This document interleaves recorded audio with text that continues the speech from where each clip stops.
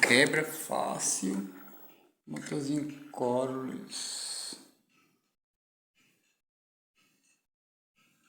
Voa 15 minutos mesmo. Mas no vento não é legal não. Porque ele é passo fixo. Então, só 4 canais. Ele ainda faz umas manobrinhas.